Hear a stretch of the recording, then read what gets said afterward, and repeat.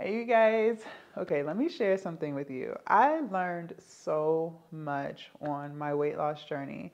For those of you guys who are new to the channel, I lost 100 pounds naturally, meaning no weight loss surgery, no appetite suppressants like Ozempic or anything like that. I changed what I ate and I started weightlifting. I have been vegan for 2.5 years. And yeah, I've been on this journey for 2.5 years.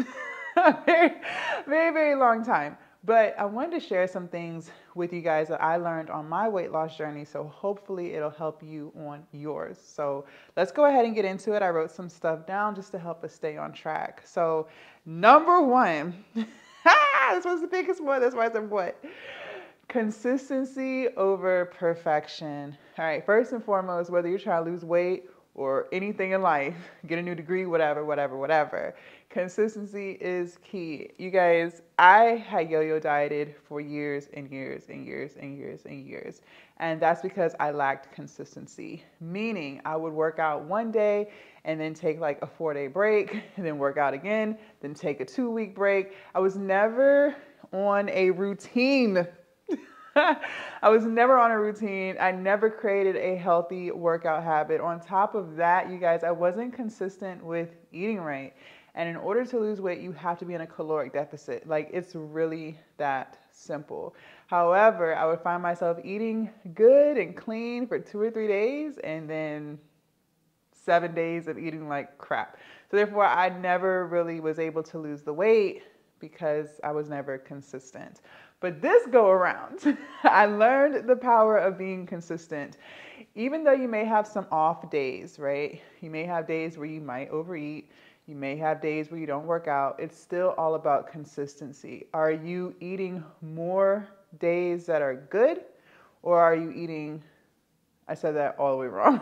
Are you eating good most days and eating bad least days? I don't know why it's so hard to say, but you get what I'm saying. You have to be consistent, you guys. And that was one of the biggest lessons I learned. Stop trying to be perfect, just be consistent. Consistency always wins, okay?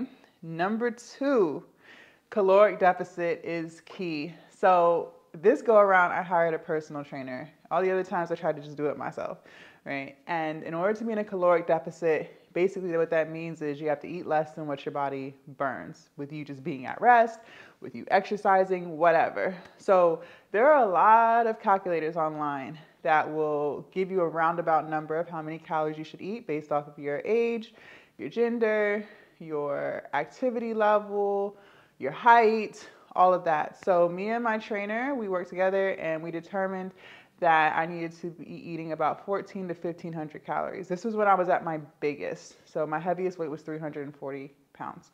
And I ate between 1,400 to 1,500 calories a day. We didn't really track my protein like that. I guess I was around like 50 grams to 70 grams of protein, but it was never an absurd number of protein. I never ate 340 grams of protein like some people suggest, a pound of protein per weight. No.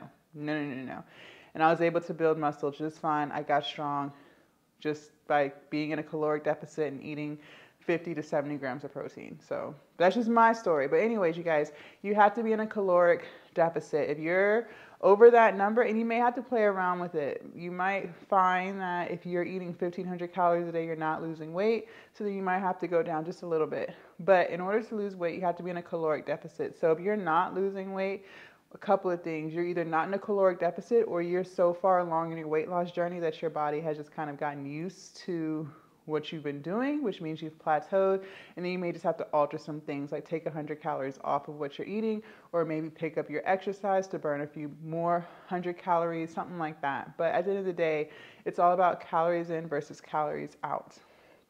The next thing I learned, strength training is the best, okay? All the other times when I tried to lose weight and was unsuccessful, I was just doing cardio. I would get on the elliptical for about 20 minutes when I went because I wasn't consistent, but I would just do like 20 minutes on the elliptical and then I would go home. I never touched the weights. I never touched the dumbbells, none of those things. It wasn't until this go around when I hired my personal trainer, he prioritized weightlifting, and that's how I was able to lose the weight. There is cardio in weightlifting, first and foremost. Then on top of that, you have to build your muscle mass By doing that, you're going to increase your BMR, which is your basal metabolic rate. That's how many calories your body burns at rest. So the higher you can get that number, the more calories you're going to burn throughout the day just by doing nothing. And then you're going to lose more weight. When you're doing cardio, you're not building any muscle, so you're not increasing that basal metabolic rate, which means that you have to really stay at that caloric deficit, and you can't really waver and, not lose weight. Like, you know what I'm saying? Like, you want to build muscle mass. So the only way to do that is by lifting weights, strength training, and resistance training. The next thing I learned, sleep and stress matter. It honestly wasn't even until this year where I really started prioritizing sleep. You guys, sleep is so important when you're trying to lose weight. That's when your body is recovering. So if you are not sleeping 8 hours a day, you are not giving your body time to recover, to regenerate that muscle that you tore when you were in the weight room lifting your weights. On top of that, you guys, stress. What is the hormone? Cortisone, I think. The more cortisone that your body is releasing, the harder it is to lose weight. So you have to keep yourself chill. Can't be stressing about things and all that other stuff. And I know it's easier said than done, but it's the truth. Like, you have to keep your stress levels down if you really want to lose weight. Just woosah. Seriously, woosah. Because I'm telling you, if you're not prioritizing sleep and if you're not prioritizing not being stressed, you're going to make it extremely difficult on yourself to lose weight, okay? Yes. Next thing I learned, you guys, avoid extreme diets. At the end of the day, this is a lifestyle change. It's not just until vacation, I'm going back to my old ways. No, we're not living like that no more.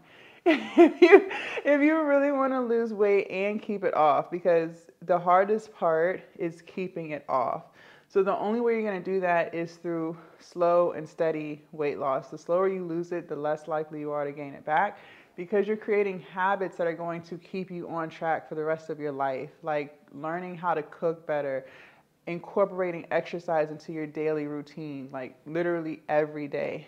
There was a time before I even started this weight loss journey, you guys, I was a complete couch potato. I never moved off that couch unless it was to go to the kitchen. Like, I never prioritized exercising. So things as simple as walking, I never did that. But because I've been on this weight loss journey and I've learned how to create new habits and healthy habits, now exercise is a part of my daily routine. Even if I don't go to the gym, I still go on a walk. So you have to start prioritizing those things. And you're not able to do that if you're on some extreme diet that's not even realistic to life. Like, some people will do like cleanses and stuff, and okay, that's great, but what are you gonna do once the cleanse is over? Like, you're not gonna eat solid food for the rest of your life. Like, that's not even realistic. So stop trying to take the quick way out, because it never works, and you're gonna end up gaining all that weight back and then some, and then you starting all over again. Trust me, because I know, because I did it. The next thing I learned is be patient. Ooh, honey. However much time you think it's going to take to lose weight, go ahead and quadruple that time. Because we end up underestimating how much time it takes to lose weight. And when I say lose weight, what we really mean is lose fat. Your goal 9 times out of 10 is to lose fat. You're on a fat loss journey, but people use weight loss and fat loss interchangeably. But just understand, we're on a fat loss journey. So therefore, it takes a really long time to lose fat, burn fat, especially if you were as big as I was or bigger. It didn't take you 2 months to gain all of that weight. Let's just be realistic. So it's not going to take you 2 months to lose all that weight. Like, let's just stop getting ahead of ourselves. For me to get to 340 pounds, I was eating like shit for at least 7 years. It was at least 7 years, because I was just slowly over time getting bigger and bigger and bigger. I would do some type of extreme diet, lose about 20 pounds, and then just continue to get bigger and bigger and bigger. So I always trended upwards, but that took time. I didn't gain all of that in the course of 2 months. So for me to think that I'm gonna lose all of that in 2 months is absolutely ridiculous. So lower your expectations by like a lot and understand that you are in this for the long haul. So you might as well learn how to be patient and enjoy the journey. The next thing I learned was to listen to your body. So, okay, y'all know I love to lift weights, and I feel like these past few months, I've really been honing in on listening to my body. And I've started incorporating rest days. I didn't really used to take a rest day because y'all know I just love to weightlift. Like, I love hitting the gym. But it had got to a point where my body was just so fatigued because I wasn't taking rest days that like things just started to hurt. And I couldn't live like that anymore. So now I listen to my body. If I feel like overly sore or if something hurts, like we're not talking about soreness, but if something hurts, then I'm just not gonna go to the gym. If I can still do it, I'll walk. Walking is pretty chill for me. So, you know, most of the time, like even if I have like shoulder soreness or knee soreness, like walking doesn't irritate those things. So I'll still take that walk. But you have to listen to your body. And I also started listening to my body as in a sense of getting more than 8 hours of sleep. Now I try to get about 9 hours of sleep. And that has made a huge difference just on my day-to-day and how I feel, how my body feels, how I perform in the gym. So you really have to learn how to listen to your body. Yes, consistency is key, but you should never be in pain. If you're in pain, then chill out, take a day off or 2 days off, go see the doctor. And one thing I will say, when you first start your weight loss journey, you probably will be, not probably, if you're a couch potato like me, you're gonna be super sore. Like, sore. Like, sore as hell. Just say the least, sore as hell. Because your body's just not used to moving. That's just what it is. Like, I was so sore, I would have to throw myself on the toilet. Like, it would just hurt to sit on the toilet because I was just so sore. And that soreness lasted for, I want to say, a couple of months of just always being sore. But then over time, like as my body got used to moving and doing squats and lunges and things like that, then, you know, I would get sore, but nothing like the first few weeks of working out. Now, today, 2.5 years into it, I never get sore. I rarely ever get sore, like ever. So just know that it won't be forever, but because your body's just not used to this, expect it. And, you know, again, listen to your body. If you're too sore to the point where you can't move, then just take the day off. Recover, drink a lot of water, eat healthy, and then try to get back on it the next day. And the last thing I learned is focusing on habits and not short-term results, which is kind of what we talked about a few minutes ago. This is a lifestyle change, and I never, ever want to go back to being 340 pounds. Like, I was miserable there. I was always hurting. I never had any energy. I didn't really like myself. It was just a lot. You guys, it was a lot. And, you know, we can all paint the picture of, oh, well, I love being a BBW, and that's good. Like, you should love your body the way it is. You should love yourself for who you are. But once I hit 30, like, I just couldn't carry all of that weight anymore. It was just too much on my knees.